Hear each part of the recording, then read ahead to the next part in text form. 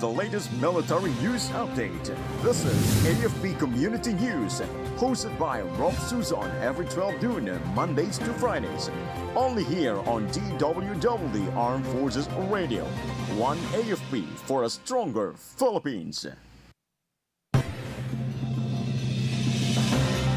AFP ranks among most trusted and top-performing agencies in July Octa survey.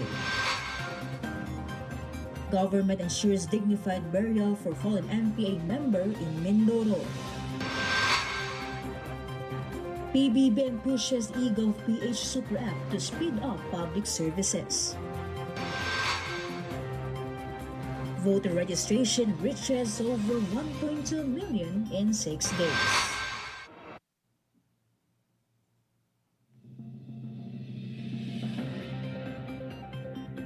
Hello to everyone, especially to our troops at Camp Emilio Ginaldo in Quezon City.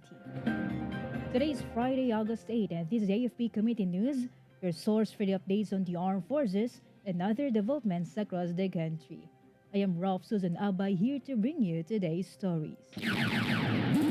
DWDD Armed Forces News. For the brief overview of our news, the Armed Forces of the Philippines expressed deep gratitude after the July 2025 Octa Tugon ng Masa survey ranked it among the most trusted and best-performing government agencies.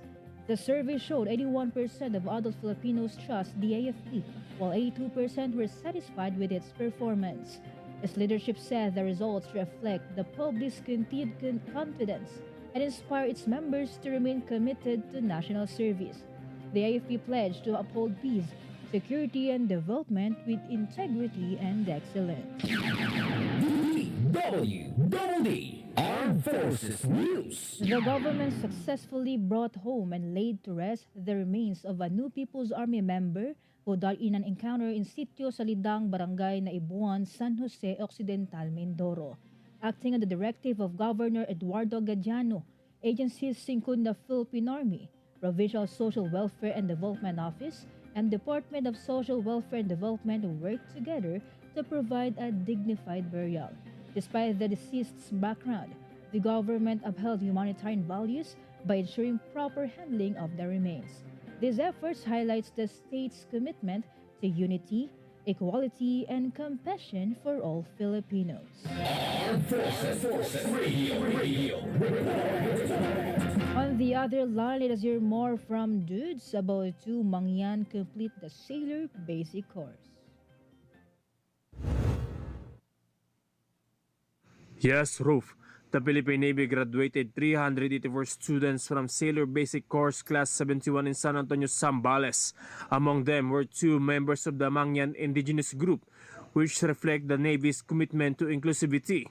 The graduates are now ready to serve and support maritime security.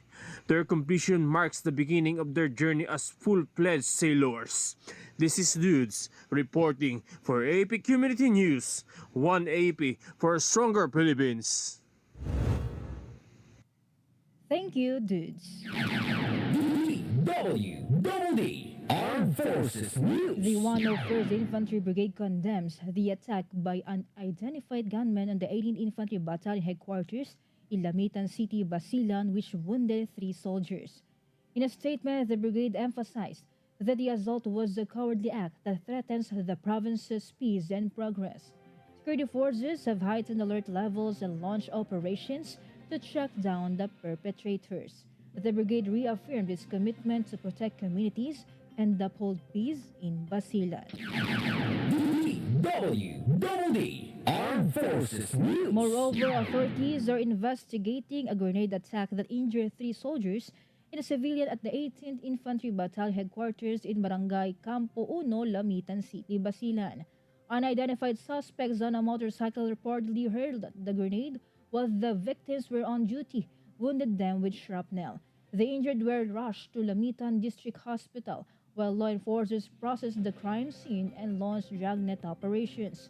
Police and military units continued their investigation to identify and capture the perpetrators. Armed Forces Radio. And more updates from Mike. 79 IB launches integrated territorial defense system in Calatrava. 79th Infantry Battalion has launched an integrated territorial defense system in Barangay Cruz, Calatrava, Negros Occidental to sustain peace in remote areas.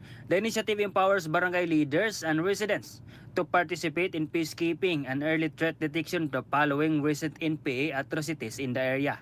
Recently, 79th IB also held a dialogue with local officials and residents to secure their support for the program.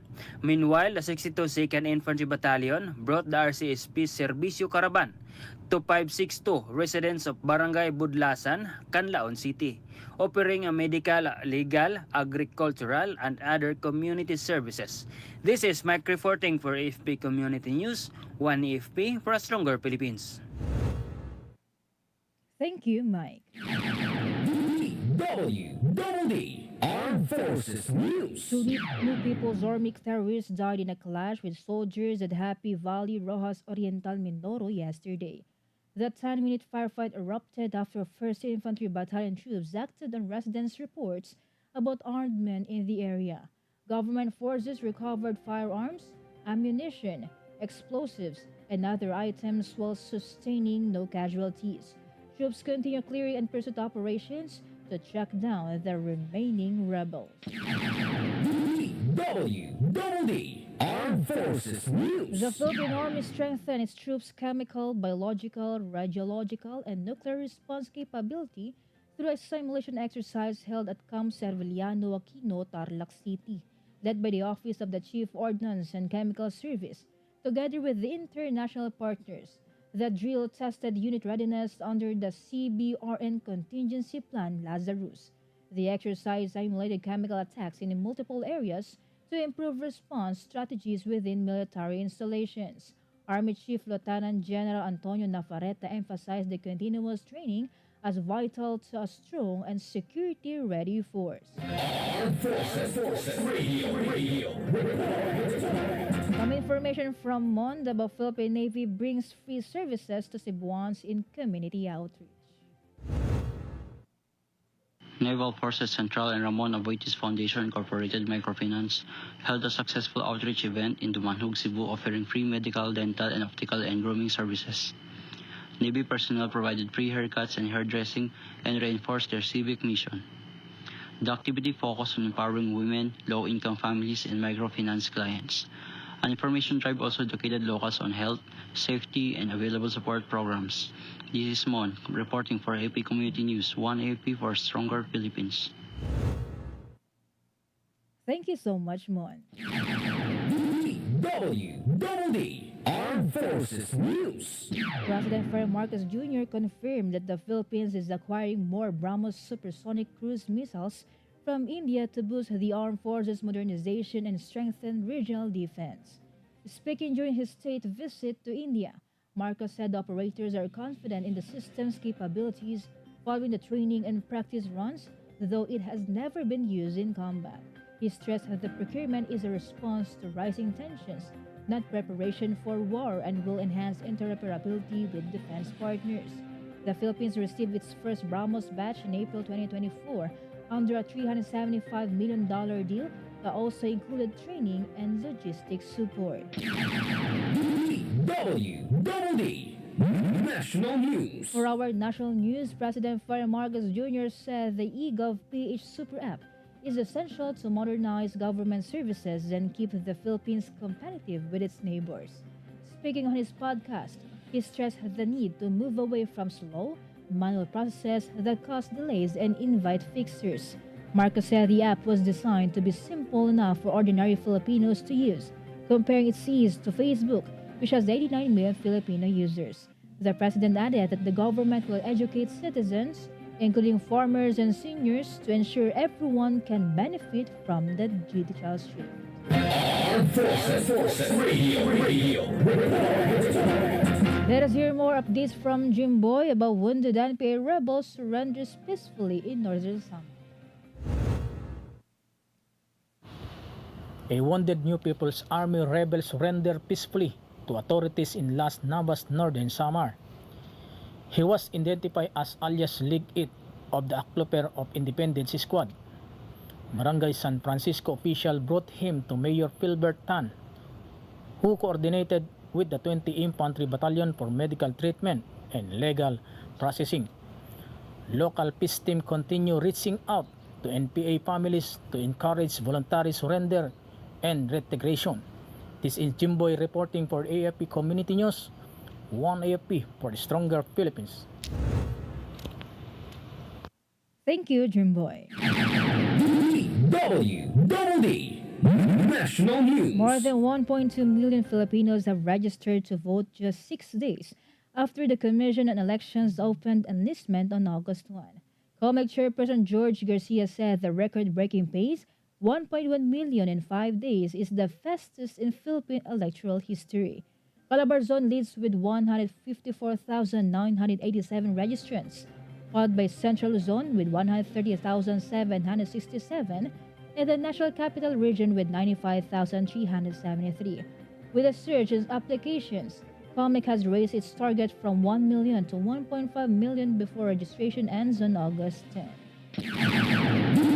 DWDD National News. The Department of Migrant Workers reported that its Bagong Bayani ng Mundo OFW Serbisyo Caravan has served over 10,000 overseas Filipino workers across Hong Kong, Riyadh, Osaka, Doha, and Dubai, completing 20,200 transactions.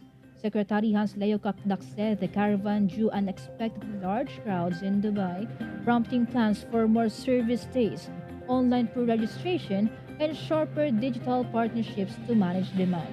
The DMW will hold upcoming caravans in Jeddah and Al-Khawar and will lead missions to Liberia and Nigeria to meet Filipino communities and pursue a migrant workers office in Abuja. The agency also plans for new MWOs this year in Cambodia, Vietnam, Turkey, and South Africa to bring frontline welfare, legal, and recruitment monitoring services closer to OFWs. Armed Forces Radio. From our reporter on the ground, let us hear the report of Gina about 10th ID kicks off Aguila Olympics 2025. Yes, Rofh, Major General Alan Hambala, commander of the 10th Infantry Division, led the successful Aguila Olympics 2025 at Camp Manuel Tian Sr. Davao de Oro. 6 color teams from various 10 ID units competed in endurance and tactical challenges, with the yellow team emerging as overall champion. The event featured an arnis competition showcasing the national martial art. It marked the kick-off of the Aguila Division's 19th anniversary celebrations. This is Gina reporting for AFP Community News, 1 AFP for Stronger Philippines. Thank you, Gina. DWDD National News. The Department of Transportation and Department of Budget and Management have begun a 200 million peso rehabilitation of 7 EDSA busway stations to improve commuter safety and convenience. Phase 1 covers upgrades at Monumento, Bagong Barrio, North Avenue, and Guadalupe, while Phase 2 will add 2 new stations at Parañaque Integrated Terminal Exchange and 1 in Cubao. DOTR Secretary Vince Dizon said the projects set for completion by mid to late 2026 will include wider platforms, new sheds and railings, better signage, and features for persons with disabilities. The DBM is co-funding the initiative to offset the DOTR's reduced 2025 budget. DWDD National News. The Philippine National Police Highway Patrol Group seized 1,503 motorcycles and issued 15,479 traffic violation tickets in a nationwide anti-kidnapping and traffic enforcement drive from July 27 to August 3. The week-long operation also led to the recovery of 34 stolen vehicles, the arrest of 7 wanted suspects, and the impounding of 293 motor vehicles. HPG Director Brigadier General William Sigon credited the results to intensified checkpoints and operations by regional and special units across the country. He also vowed sustained enforcement to keep abusive motorists and vehicle-related criminals off the road. Armed Forces Radio. Let us hear more from Meljoy of First Year about NOLCOM strengthens strategic direction to enhance territorial integrity defense through Operations Officers Forum. Yes, Rofh, the Northern Luzon Command Armed Forces of the Philippines held its Northern Luzon Command Operations Officers Forum on August 7, 2025 at Headquarters Philippine Air Force, Colonel Jesus Villamor Air Base, Pasay City, bringing together top commanders and key staff of Northern Luzon Command to align efforts and develop a working joint defense framework for Northern Luzon. By exchanging operational capabilities, threats assessment, and domain control concepts, the activity seeks to promote operational synergy among Joint Task Forces, Tactical Operations Wing Northern Luzon, and Joint Task Groups. Its specific objectives include updating participants on the current threat landscapes, fostering awareness of individual unit capabilities, understanding key doctrinal concepts, developing a multi-domain force package, and initiating the development of a joint defense framework under the direction of Commander Northern Luzon Command Lieutenant General Fernil G. Buca, Philippine Air Force. Subject matter experts from major services, including the Philippine Army's Special Forces Regiment Airborne, the 5th Fighter Wing, the Philippine Air Defense Control Center, and the 4th Marine Brigade conducted a series of presentations that included both structured discussions and oral discourse. The second portion of the Operations Officers Forum was a capability demo at Philippine Air Defense Control Center, Headquarters, Philippine Air Force. By consistently improving its capacity to address security threats and respect international law, Northern Luzon Command will stand ready to fulfill its mandate to defend the northern region and guarantee the security of its citizens by being completely receptive to the nation's changing national defense priorities. This is Meljo Inesio Arok reporting for AFP Community News, 1AFP for Stronger Philippines. Thank you, Maljoya, for CRG. DWDD National News. For other national news, the Department of Health has urged the Filipinos to monitor their health regularly after data from its Field Health Services Information System showed 656,115 diabetes cases nationwide in 2024. The agency noted that many individuals remain unaware they have the condition. It advised regular consultations for early detection and proper treatment. Common symptoms include excessive thirst, fatigue, blurred vision, slow wound healing, numbness in the hands and feet, and sudden weight loss. DWDD National News. The Land Transportation Office will distribute motorcycle license plates in Quezon City today to hasten the nationwide release of backlog plates. The event set from 3 p.m. to 5 p.m. at the SM City North EDSA parking area will cater to owners with 7 character plates whose motorcycles were registered in 2017 or earlier. LTO Chief Assistant Secretary Vigor Mendoza II said the activity was organized with the Quezon City government and SM management, follows the agency's clearance of its years-long backlog. LTO personnel will also process plate replacements under the Palit Plaka program. DWDD National News. And for our weather update, Pag-asa reported that as of 8 a.m. today, the low-pressure area being monitored within the Philippine Area of Responsibility has developed into a tropical depression and was named Fabian. Meanwhile, Tropical Storm Podul remains outside the PAR. Pag-asa also warned that the Visayas, Bicol Region, Mimaropa, Zamboanga Peninsula, Northern Mindanao, Caraga, Davao Region, Quezon, and Palawan may experience moderate to heavy rains that could trigger floods or landslides. Moreover, the agency advised the public to continue monitor the official updates for further developments on both Fabian and Podul. DWDD Armed Forces News. And that concludes today's broadcast, and thank you for tuning in, especially to our audience on AFP Radio, the DWDD's Facebook page. Be sure to join and catch us again next week for more stories and updates, same time and same station. Once again, this is Rofh Suzon-Abay for AFP Community News, 1AFP for Stronger Philippines. Behold the latest military news update. This is AFP Community News, hosted by Rofh Suzon every 12 noon, Mondays to Fridays. Only here on DWDD Armed Forces Radio. 1 AFP for a Stronger Philippines. Ito ang DWDD 1134 kHz AM.